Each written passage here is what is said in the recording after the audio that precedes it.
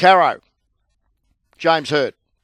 No, I don't believe he'll get the job, Bruce. I know he wants the job. I believe he's probably always wanted to come back and seek redemption. And, you know, he genuinely loves the club. He feels that he had unfinished business. He did come back in 2015 after being banned for a year, and that ended in disaster. The club was broken. I think he was probably broken. He tried last time to get the job. He says he believes that David Barham had assured him he would get it. I think he believes that the AFL intervened from preventing him to get it. Now, that is flatly denied by both the AFL and the Essendon hierarchy of the time. They say that the coaching panel, which included Robert Walls and Jordan Lewis, selected Brad Scott over James Hird. It's extraordinary, isn't it, the way Brad Scott's become a sort of blot on the landscape, really, since Hird put his hand up on Tuesday night. I am certain, and unless what I'm hearing from the club changes dramatically, Bruce and Leigh, I just don't think they believe that you can have more than a decade away from the game in any full-time sense and come back and be a senior coach, particularly given, you know, Leigh, you had some brief time away from the game before you returned to Brisbane, 3 years. But, you know, James never did an apprenticeship, and he hasn't really shown any interest in doing an apprenticeship since he left Essendon at the end of 2015. He's been offered, I think, assistant roles, and he obviously did step in very briefly to help out Mark McVeigh at GWS in 2022, was it? But only for half a season. No, I don't believe that the club would go down that road. I just think they think it's too risky, given his lack of experience. So, Caro, I think you'll find that Brad Scott was virtually headhunted.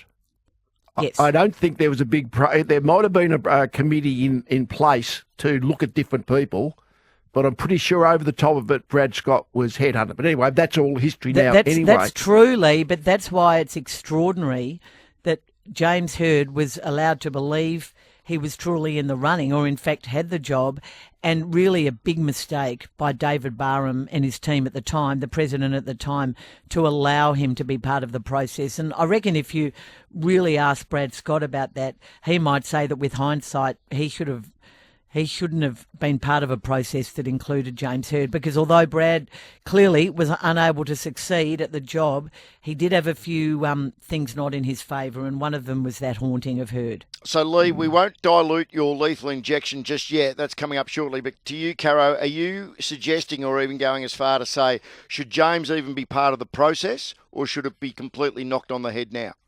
I think Andrew Welsh, who declared the other night, we are not going to be pushed around as a club anymore, when he gave that press conference after Brad's sacking, if he is truly sincere in that, he needs to explain to James, if that's what, you know, and that's what we're sort of hearing, he needs to explain to James that he has to back away. And if James is serious about loving the club, he will back away. And if he is serious about coaching again, he needs to go and do an apprenticeship, Bruce and Leigh. I just don't think you can do the job these days without some experience. I find it extraordinary that he thinks he can do it. And I think Andrew has to, because as Ken Hinkley has said and Matthew said last night, and I think Adam Simpson has said, no one is going to put their hand up for the job while James is part of a process. Yep, interesting time. I mean, the whole thing is so complicated when you got the prodigal son who's been out of football, you know, AFL level football for a long time, but is so popular, I guess, with some factions around the club, very powerful factions. It is a messy situation that they're dealing with. And you have Kevin Sheedy, who, look, he has been a legend for the game, Kevin Sheedy, and the ideas he's had, the premierships he's coached, just everything he's done, and as a footballer. But it is nonsensical of him to say that the next Essendon coach has to be an Essendon person and has to love Essendon, because, Leigh, you went to Brisbane. You had no connection with Brisbane. You fall in love with Collingwood. I mean, that is a ridiculous statement, because once you're involved in a club, like I loved Hawthorn when I played there, I couldn't have loved Collingwood any more than the decade I was there and the decade I was at the Lions. I mean, once you're immersed in the club, after a few months, it is your club and it's the centre of your existence. 29 minutes to 1 on the White Glove Mover clock, a perfect segue. It is time for the lethal injection. Oh, the post is broken. Matthews hit it. The lethal. Oh, talk about a heave. Injection. Well, as we know, we lost one of the great people in Australia, let alone the footy world, in Neil Danaher, whose strength and wisdom in a time of great adversity was an inspiration to us all. But one of his quotes that sticks in my mind, and it's probably pertinent to Essendon a little bit, he said, "When all is said and done, there was much more said than done." And I kind of was thinking of what has been said around the Essendon Football Club in recent times. And we keep talking about the strategy, like you'd think it was a 10-volume book. The strategy seems to be that you're going to draft and you're not going to recruit from other clubs. That's their strategy. Now, that strategy was introduced 2 or 3 years ago, and right now they've won one game in their last 25. Like, that is about as rock bottom as you can get. But what have I heard? What the press conferences and public statements? You hear Andrew Welsh saying about 2 months ago, Brad Scott will be our next premiership coach. And I think even the premiership was even mentioned this week in some of the utterings. Like, when you're that far down the gurgler, what you're trying to do is become competitive. Premierships are that far away; it should not even be in the consideration. All you can do anyway is get into premiership contention. Now, the other thing that always hits me when you're talking about the strategy, in other words, what? The strategy is to be no good now because we'll be good in a year or two's time. Guess what? Your players hear that. You're telling your players in the public forum, we're just accepting our strategy is to be no good until you guys that we draft will be good in your early 20s to mid-20s. So I kind of think to myself, what you said is important, but what you do, as Neil Danaher said, is even more critical. And I think the public utterances from Essendon and from me are being completely absurd. Yes, and great injection, Lee. Andrew is a rookie chairman, rookie president, an Essendon man, obviously a very successful businessman, but he didn't have they have not had a great year media-wise in their presentations, and that comment will come back to haunt him, and it looked even worse when Brad was sacked. I mean, and they didn't mean to do it on the day that the football world and the world lost Neil Danaher, but the timing ended up being terrible. The whole thing was a mess. The club is a mess. You've got 2 more staffers quitting in support of Brad Scott yesterday, Bruce, in another assistant coach, Ben Jacobs, who I understand was advised not to take the senior coaching role because of the mess, and the head psych, Ben Robbins. Now, this is a depleted football club. Dean Solomon hasn't coached at any level for 3 years. He's stepped up this year, and now he's doing the job. You've got Hurley coming up from the VFL, Bruce, and you're down an assistant, you're down a psych, and you're about to fly to Perth. Like, this is not a happy place, and it was a toxic work environment for most of this year. We were hearing in the days leading up to Brad sacking. Brad has to take some responsibility for that, but it was not well handled from the start. And you're absolutely right. Andrew needs to, you reckon he needs to do a bit more and say a bit less, Lee? Well, not so much that. Be careful with your words. That's the crucial point. I mean, premierships everyone loves that. Oh, yeah, but we'll be our next premiership team, all this kind of stuff. I mean, it is just so far beyond where Essendon currently is. Premierships are just like a daydream out there somewhere. About to take a bank of calls. Our best caller will win a $100 gift card thanks to Harvey Norman. Quickly, Lee, have you spoken to Brad this week? No, I texted him all the best, but I haven't actually spoken to him individually. I will in due course. 133 693 if you want to be a part of the conversation. As I said, about to take a bank of calls for the next 10 to 15 minutes. 133 693, the Nick Theodosi Prestige Car Open Line, part of Saturday Footy Preview, all thanks to Macca's. Ian, good afternoon to you. Hey, good day, Bruce. I think, as Caro knows, this dance has been going on for quite some time. And even if a new coach is appointed and it's not James Hird and the losses pile up, this dance will continue. And until somebody taps James on the shoulder and says the dance is over, we're going to have this problem over and over again. Well, that's the job of Andrew Welsh and Tim Roberts. No, it's the job of James Hird. And that's what Andrew is saying. He's such a prodigal son of Essendon, James, that the only way to sort of get a complete fresh start for him to say, listen, I'm out of it. Because if he gets selected, it'll still be division, won't it?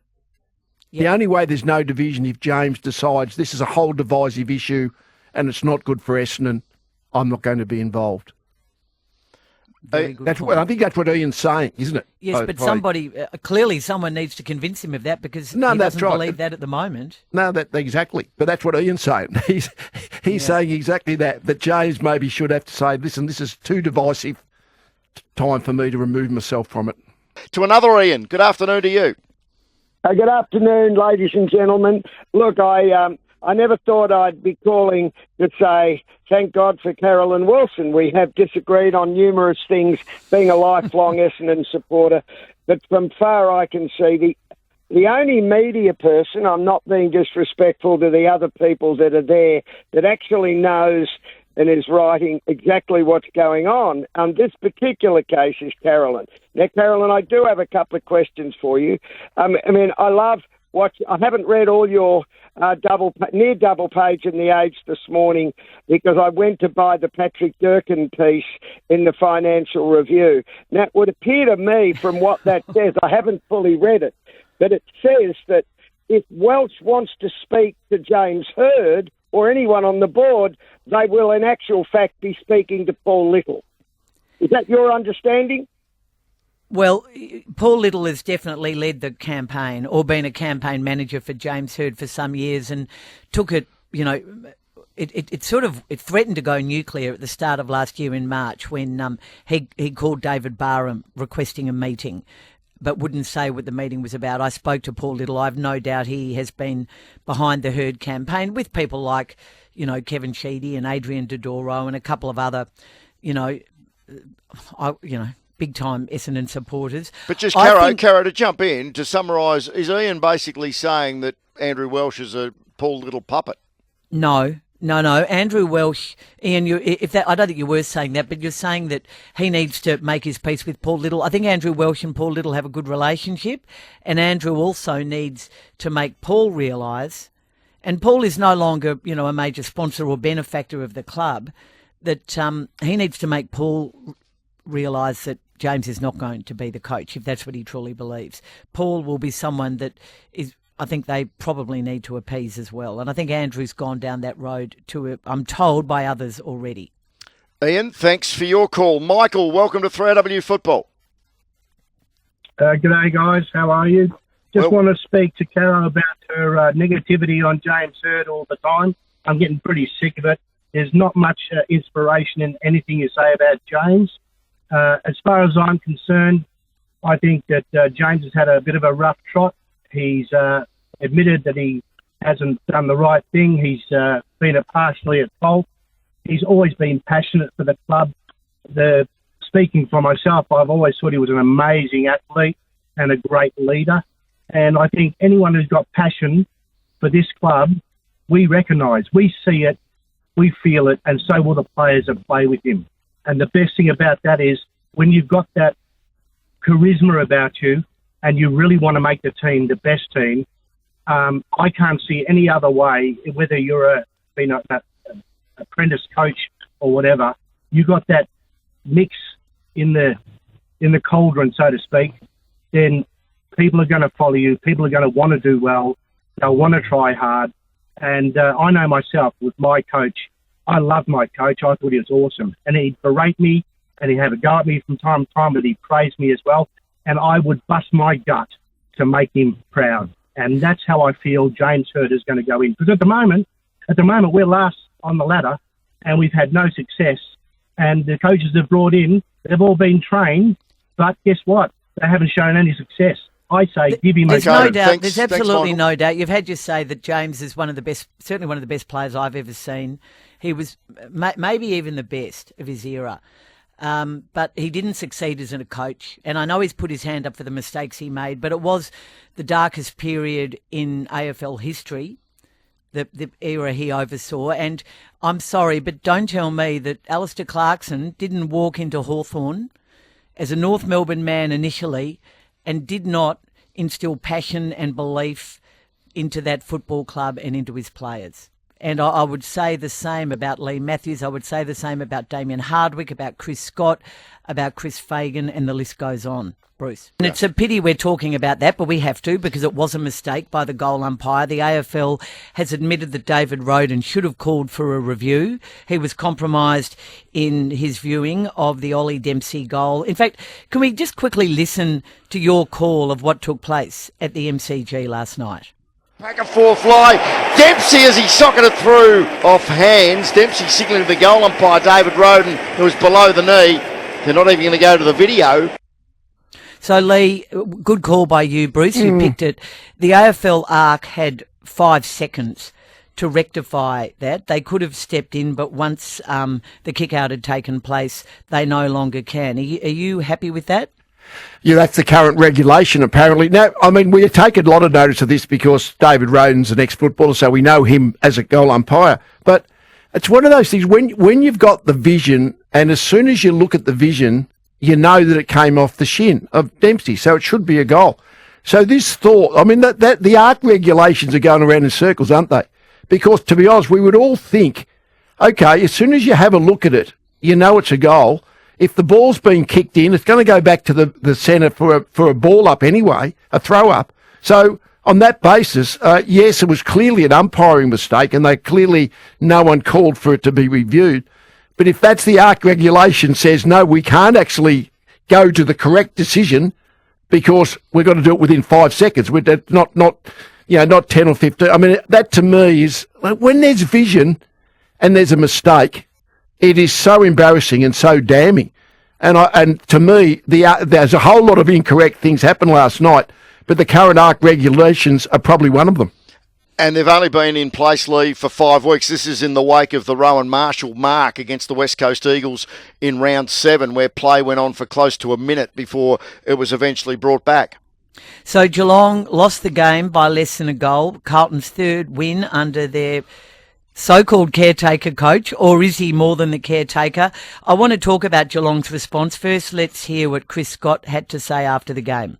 Well, the goal umpire got knocked over. I'd probably disagree in principle with the idea that someone's sitting in the arc and they can't see. The technology's there for the howler, and someone within the arc should have seen that was a howler within seconds. So Chris did talk about it for a little bit longer than he said he was going to. Yes. It's fair to say he did then go on to say, I won't be looking at that. I'll be looking at the 99% of the rest of the game, which is where they did lose it. My understanding, Bruce, is that Greg Swan, the head of footy, has spoken with one of his predecessors, Steve Hocking, now CEO of Geelong. Geelong won't be making any sort of official complaint.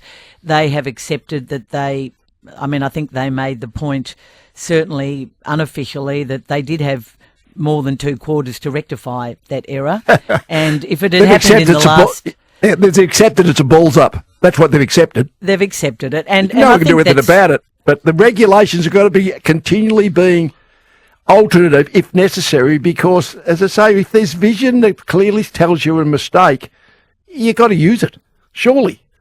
And the people in the arc, maybe they have to be a bit quicker. Is 5 seconds enough when you've got 3 or 4 people in there to make that call, Bruce? It was a first look, wasn't it? It was a first look decision. As soon as you saw the vision, you knew that it came off his shin.